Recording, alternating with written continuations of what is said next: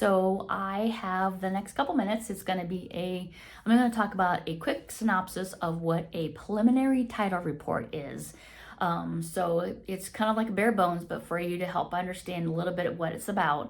So when we get a preliminary title report, the title and escrow company will be taking care of that. And in the meantime, thank you for tuning in to my channel, and please like and subscribe if you like to see more information. I do have a plethora of videos on here, from home tours to things to do to restaurants and other informational things. So anyway, please like and subscribe to my channel. I would be ever so grateful. So stay tuned, and hope the next video is helpful. See ya. Bye.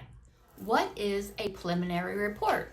When you're buying a home, one of the first steps in the escrow process is getting a preliminary title report, often called a prelim. Think of it as a snapshot of the home's legal history. It's prepared by a title company and shows who currently owns the property, along with any issues that could affect ownership. Here's what's included in a preliminary report. Current owner shows who legally owns the property right now. The legal description, the official property details, lot number, boundaries, etc. More precise than just the street address. Loans or liens, which list any debts tied to the property, like a mortgage or unpaid contractor.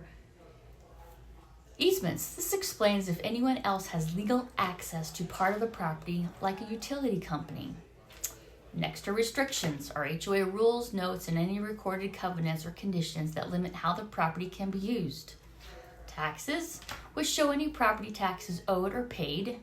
Any court actions, this reveals if there are any pending legal claims against the property. And why it matters?